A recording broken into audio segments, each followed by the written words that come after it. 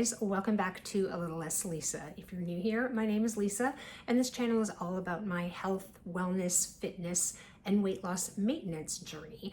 I feel like it's been a hot minute since I filmed a sit-down video because the last couple videos that you guys have seen, I pre-filmed before I went to Paris. So it's been several weeks since I've sat down and talked to you all.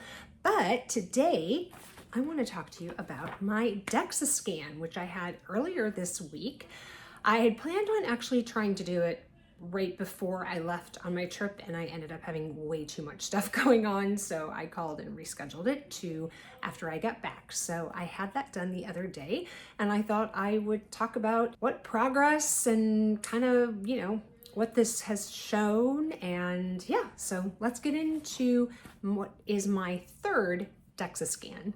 So just a little bit about me, if you're new here. As I said, my name is Lisa. I am a 58-year-old postmenopausal female, mom of 4, and I have been on a weight loss journey as well as a maintenance journey for the past year and I guess almost, well, not quite a half.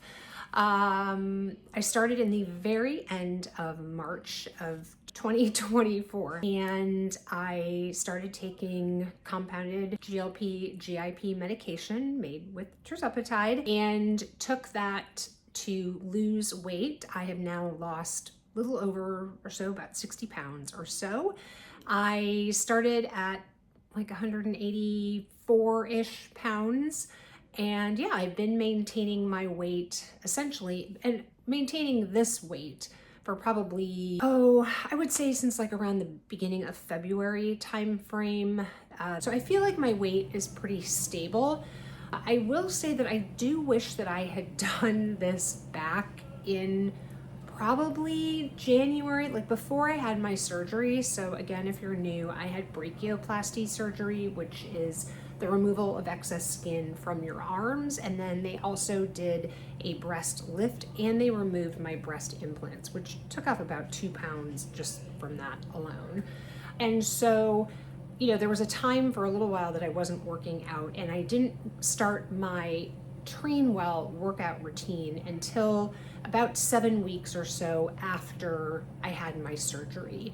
So I didn't start that probably until maybe 3rd or 4th week, kind of end of March, honestly. So kind of around the same time, but a year later. So I wish I had a baseline from kind of the weight I'm at now versus what my body composition is now at that same weight, because unfortunately the DEXA scan that I'm comparing it to is, I'd have to go back and look, but there's like a 14-pound or so difference, which is pretty significant from when I had it done last. And so, spoiler alert, it's going to show that I lost, I think, like 2 pounds of lean muscle mass, but I don't know when that happened, right? Like, I don't know if perhaps I lost those 2 pounds of lean muscle, kind of when I lost that weight, and maybe I've actually been maintaining that muscle mass, or maybe I've even gained a little muscle mass, like, right? I just don't know how that works. But anyway, if you don't know what a DEXA scan is,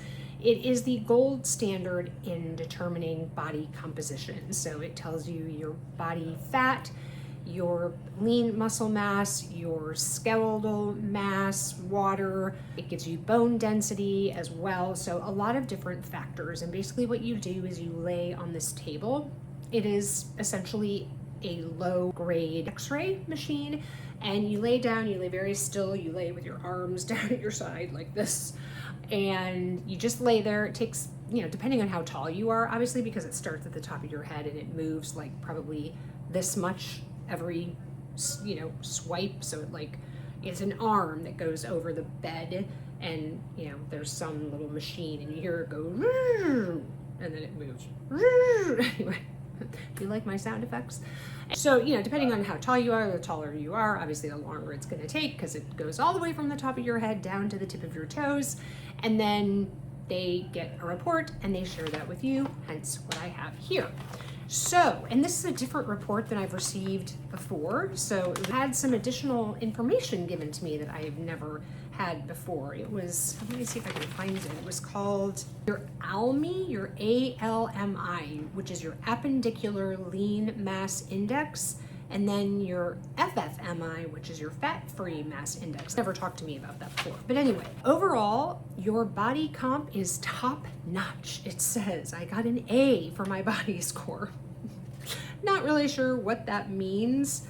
The body score is presented as a simple letter grade, making it easy to understand and reliably track progress. Score factors determining your grade include body fat percentage, lean mass, total mass, visceral fat, and skeletal health, which is your T-score.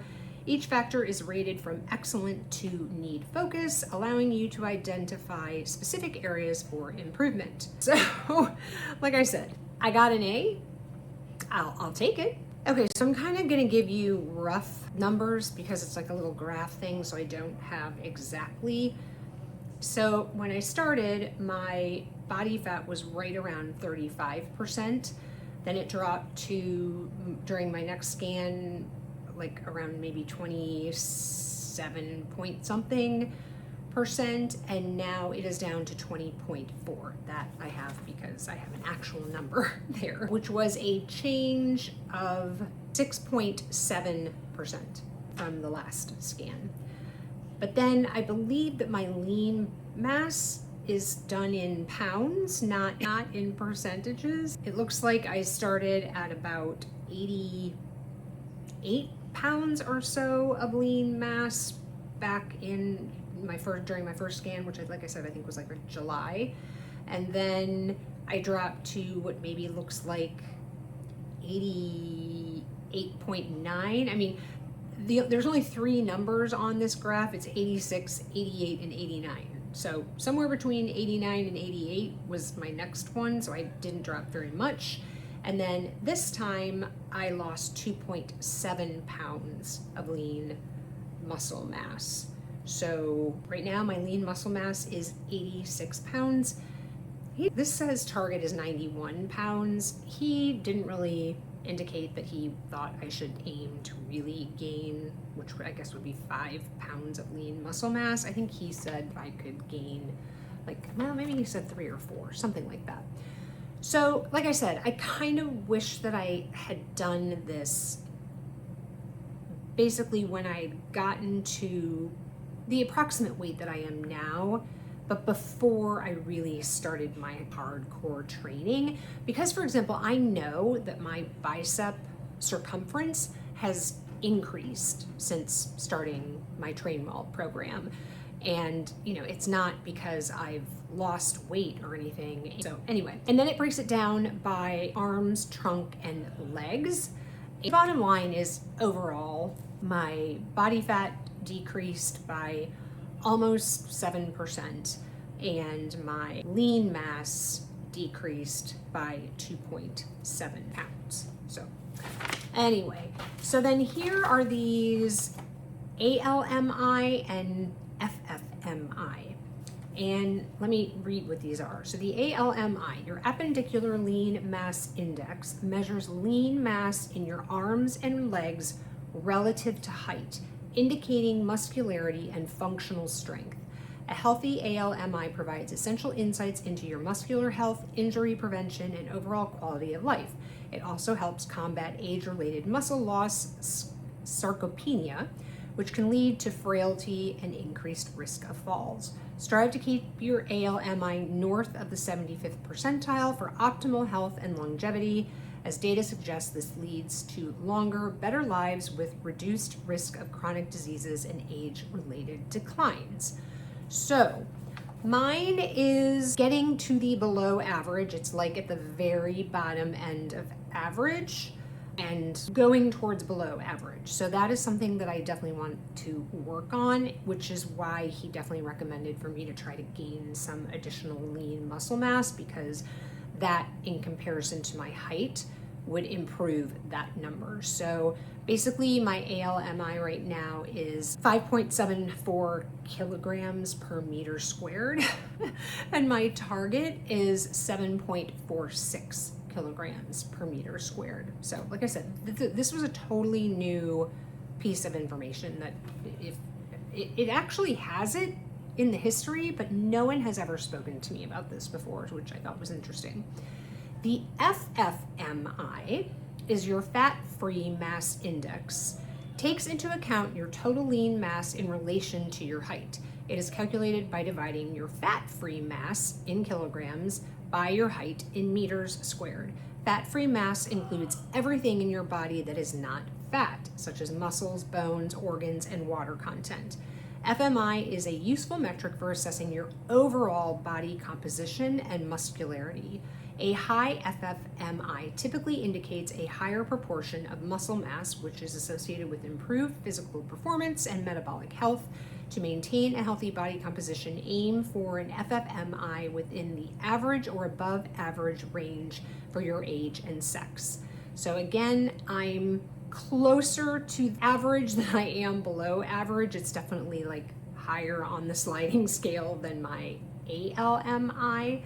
And so my FFMI is 14.5. My target is 18.0. And I can tell you that both of these, based on the history, they've declined very slightly. Like for example, the change in my FFMI is 0.47 kilograms per meter. So anyway, just a new thing, like I said, that I had not really learned before. So probably one of the best pieces of information that I got was regarding my visceral fat. So my visceral fat back when I did it the first time was close to 1 point, it was maybe like 1.1 or something like that. I guess that's pounds? Yeah, I guess that's pounds. And then now, today, it is 0.35 pounds, which puts me in the excellent category. It says I am 74% under your peer group average of 1.3 pounds. So very, very happy to see that. I had a change of 0.26 pounds to my visceral fat. So that I was very happy to hear. The target is 0. I asked the guy, I'm like, does anybody have a 0? And he's like, oh yeah, no, absolutely. I'm like, okay, well, something to shoot for. If you don't know what visceral fat is, I will read this quickly. Your visceral fat is the nefarious fat located inside your abdominal cavity. It's packed between your organs, for example, stomach, liver, intestines, kidneys, etc. Visceral fat is different from subcutaneous fat layered underneath your skin and intermuscular fat interspersed between your skeletal muscles. Be especially careful of storing excessive accumulation of visceral fat because it will lead to visceral obesity, which induces low-grade systemic inflammation. Excess visceral fat is also closely associated with the development of a cluster of metabolic derangements, hypertension, cardiovascular disease, and malignancies. So, like I said, very happy to see that that has decreased quite a bit. They also do this little thing, whether you're more of a Pear or an Android, and it says we want this less than 1 and ideally between 0.6 and 0.8. I'm a 0.4, so it puts me more towards the Pear shape, and that, he said, is because I have more muscle mass in my legs. So that's, he said, what was probably causing that. All right, my bone density actually went down from my first scan to my second scan, but then it went back up this past time. So that's great. Happy to see that. I don't know really how much more I can do. I'm just hoping that now that my weight has stabilized, that some of these things will either they will stabilize or I will see improvement on them. I have no plans of losing any more weight. So hopefully when I do my next one, because I bought a package of 4, so I've done 3 so far, so I can do another one. So I'll probably go maybe like in January or so and do another one so that, you know, my weight will have pretty much stayed the same, and I can hopefully then see the fruits of my labor when it comes to some of my workout routines. This is like a little like scan history or whatever. So just as an FYI, my body score when I did my first one was a B minus. It was an A when I did it in October. And then obviously now it is an A again. Body fat went down, visceral fat went down. So my visceral fat started at 1.1 pounds, went down to 0.6. And like I said, now it's down to 0.35. So anyway, just interesting data. You know, data is always good. I feel like if you have an opportunity to get a DEXA scan, if you have that in your area, I know sometimes doctors will write prescriptions for it and you can get it covered by insurance. I didn't bother trying to do that. I just bought a package and it works out to like maybe like $75 a scan or something. So it's pretty reasonable. The one thing that I will say that I absolutely regret doing, and if you guys have been on my channel for a while, you've heard me say this multiple times, and it's kind of the one big piece of advice I give people who are just starting, is get a DEXA scan immediately, or like even before you start. Like, you know, if you're gonna start in a couple weeks or something, try to get a DEXA scan before you even start, because I have no idea where I really started, right? Because by the time I did my one in July, I had already dropped close to like around 40 pounds. So, you know, that was a big difference. And yeah, it was nice to know, like, I guess based on that, I'm seeing that my body score at that time was a B minus. What was it when I started? I mean, I'm guessing it was like a D or something, maybe an F. I have no idea, but it would have been nice to know that, I guess is my point. So if you are watching this video and you haven't started on your, you know, if you're going to be taking a GLP, GIP, that kind of journey, or even if you're not, if you're just, you know, doing this on your own and, you know, not looking for a little bit of assistance through medication, I would highly recommend getting a DEXA scan before you start, because I think it's really, really beneficial information to see how your body transforms as you are going through this journey. So anyway, that's all I have for you guys today. I will do a update and check-in video separately. I'll talk about my trip to Paris and how eating went and things like that. And so we'll get that in a separate video, but I just wanted to get this DEXA scan one out so you guys knew how, you know, how things are going again. But anyway, I hope you guys are doing well. Let me know if you have any questions in the comments below. Again, this is not medical advice. I'm not a doctor. I can only talk about my own experience, but if you have any questions about DEXA scans or anything and I can answer them, I will certainly try and help. Or any other questions that you might have. If you enjoyed the video, please give it a thumbs up. It does help the YouTube algorithm. And if you like this kind of content, I'd love to see you back here. So click the subscribe button and the notification bell. That way you know when I upload videos. It is completely free to subscribe to a YouTube channel. I know there's some confusion sometimes about that, but just to subscribe to somebody's channel, not a membership, that's something totally different. I don't have that anyway, but just to subscribe, you just click that button, totally free, and it really, really helps us out as creators. So think about that. Like I said, just click the subscribe button and the notification bell. And if you want to keep on watching, there'll be another video over in the corner here you can click on. And remember, kindness and hate spread the same. The choice is yours. I'll see you in the next video, guys. Take care. Bye-bye.